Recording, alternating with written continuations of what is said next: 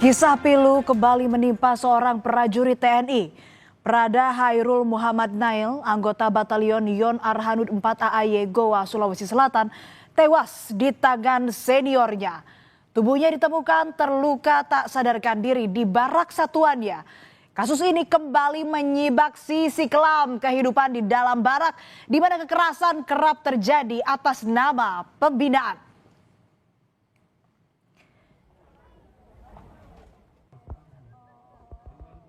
Ibunda Prada Hairul tak mampu menopang tubuhnya saat mengantar jenazah putra tercinta ke tempat peristirahatan terakhir.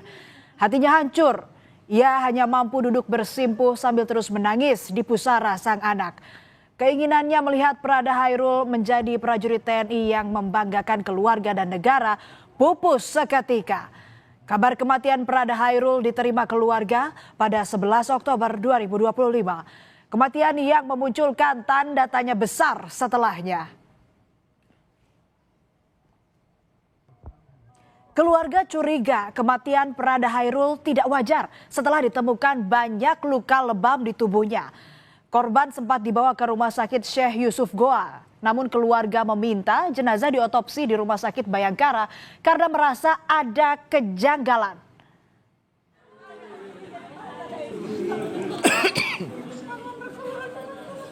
Keluarga meminta keterbukaan TNI Angkatan Darat terkait penyebab kematian Prada Hairul. Keluarga mendesak kasus ini diusut tuntas agar jelas duduk perkaranya. Keluarga minta pelaku penganiaya Prada Hairul dihukum seberat-beratnya.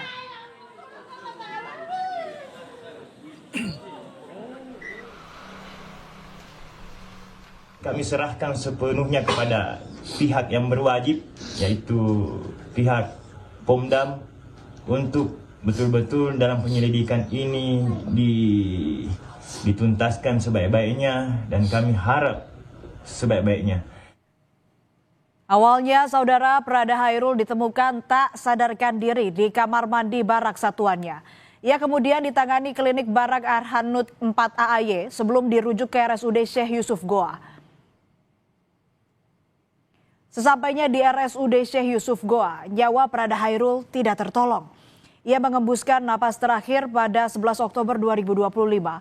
Keluarga mendapat kabar Prada Hairul jatuh di kamar mandi.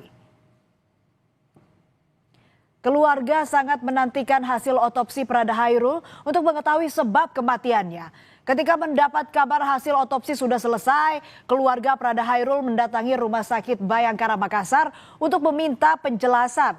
Namun pihak rumah sakit menolak menjelaskan karena undang-undang mengatur hasil otopsi untuk kepentingan hukum tidak bisa dibuka untuk umum. Pihak rumah sakit bilang hasil otopsi telah diserahkan ke penyidik Pomdam.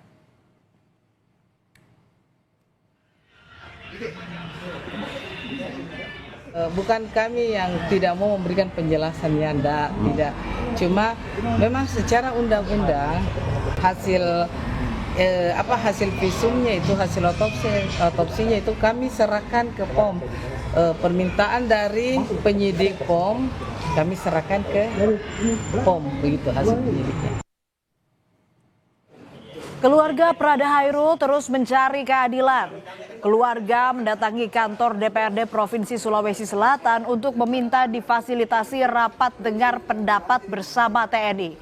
Keluarga juga meminta DPRD mengawal proses hukum agar transparan tanpa ada intimidasi.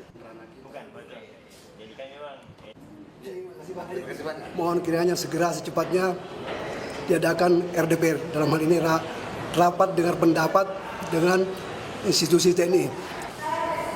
Masalah ini berjalan mulus, transparansi, tidak ada tekanan-tekanan dari pihak lain pun, baik dari atasan manapun. Kita minta itu betul-betul laksananya adil. Buntut dari kasus kematian Prada Hairul akibat dianiaya seniornya, Komandan Batalion Arhanud 4 AAY, Letkol Arhanud Andika, dicopot dari jabatannya. Batalion Arhanud 4 AAY merupakan kesatuan Prada Hairul bertugas.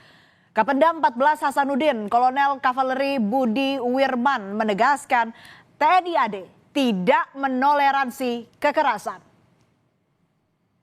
Dalam hal ini pimpinan kita bersikap tegas, tidak akan mentolerir lagi kejadian-kejadian seperti ini. Salah satu contoh nyatanya yaitu Danyon Arhanud sudah dicopot.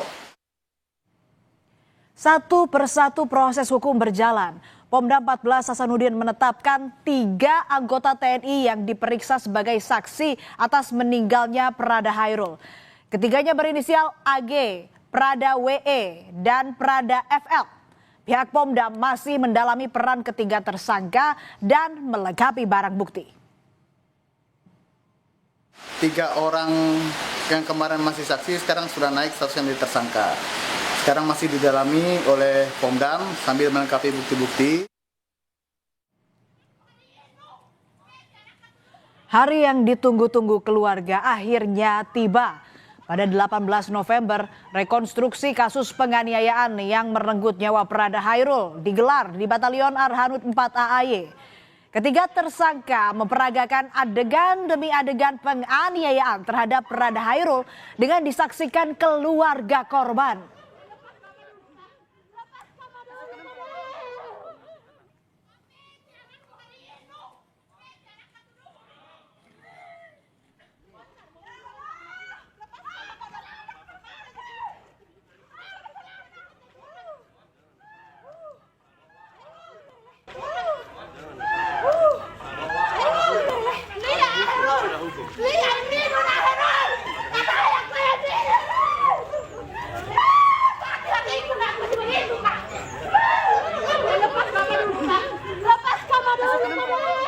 Ledakan emosi Bunda almarhum Prada Hairul pecah usai digelar rekonstruksi.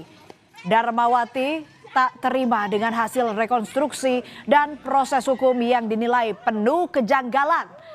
Darmawati mengamuk histeris.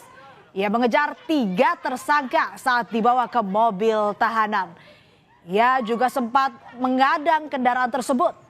Sejumlah anggota TNI berusaha menenangkan Ibunda Prada Hairul, namun ia terus meronta, meluapkan emosi yang selama ini tertahan. Sementara ketiga tersangka dibawa ke Denpom Makassar untuk pemeriksaan lebih lanjut.